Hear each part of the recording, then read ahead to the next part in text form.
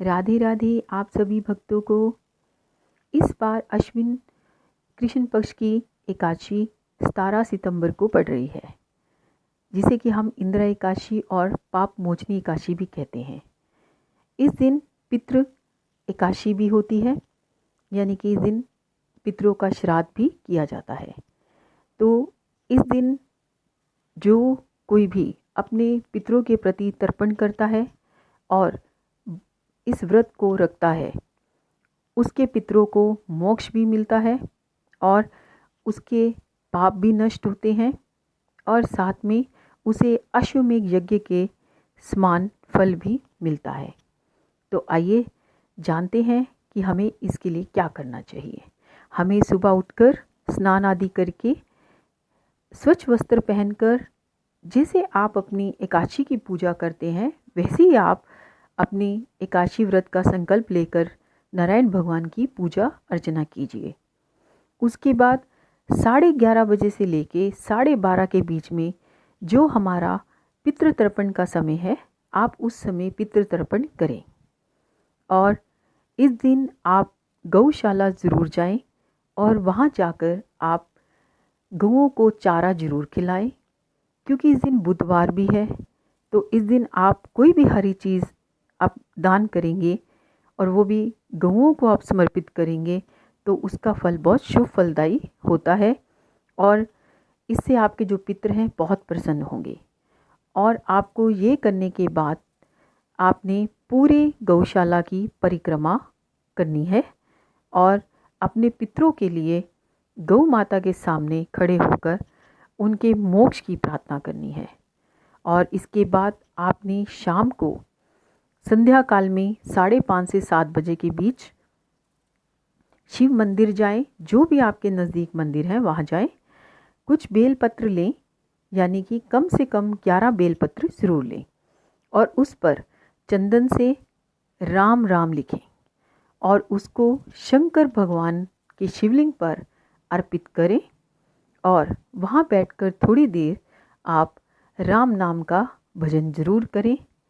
और उसके बाद आपने ऐसे ही 11 बेलपत्र राम के लिखे हुए, यानी कि उस पर राम नाम लिखा हुआ, फिर आपने सिंदूर वाले जो हनुमान जी होते हैं उनको अर्पित करें और वहाँ बैठकर थोड़ी देर श्री राम स्तुति का पाठ करें और उनको राम भजन सुनाएं।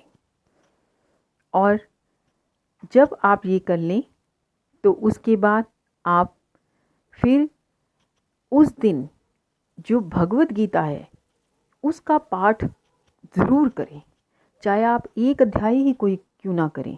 लेकिन पाठ करने का मतलब ये नहीं होता कि हम सिर्फ पाठ करें।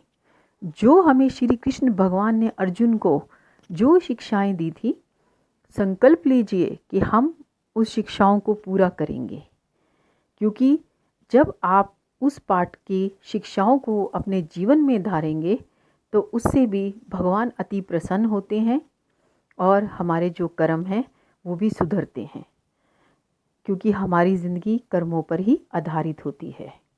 तो इसलिए हमें गीता का पाठ उस दिन संकल्प लेकर करना चाहिए और उसको अपने जीवन में भी धारण करना चाहिए।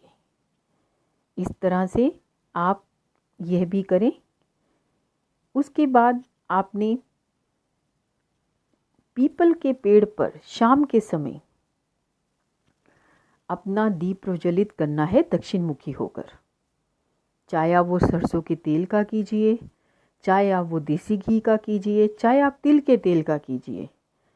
और आपने ब्रह्मा विष्णु महेश को याद करते हुए और अपने पितरों को याद करते हुए उनको ये दीपदान समर्पित करना है। और वहाँ बैठकर आपने थोड़ी देर वहाँ बैठकर अपना पितरों का ध्यान करें और मन ही मन उनसे अपनी क्षमा याचना करें और उनके प्रति भगवान से प्रार्थना करें कि उनको मोक्ष की प्राप्ति हो और वो हमें प्रसन्न होकर आशीर्वाद देकर जाएं और जिससे हमारे कुल की उन्नति हो। इस प्रकार से जब आप ऐसे अपने सच्ची श्रद्धा और भाव के साथ करेंगे तो भगवान आपकी ज़रूर सुनेंगे और पितृ भी अति प्रसन्न होंगे। और जो भी आपने इस दिन पूजा पाठ की है वो सब आप पितरों के निमित्त उनको समर्पित करें। ऐसे करने से पितृ अति प्रसन्न होते हैं और आपको बहुत खूब सारी आशीर्वाद देकर ही जाएंगे। इस तरह से आप ये करके अपने पितरों को प्रसन्न कीजिए। कल का जो दिन है यानी 17 सितंबर, ये बहुत ही महत्वपूर्ण दिन है। इस दिन आप अपने पितरों को ज़रूर प्रसन्न करें ये सब कार्य करके। तो देखना आपकी ज़िंदगी में कितनी उन्नति होगी और आपके जो बिगड़े काम हैं वो बनेंगे और आपकी ज़िंदगी खुशहाल और समृद्ध हो जाएगी। इस तरह से आप अपने पितरों को श्रद्धांजलि दें। राधे राधे।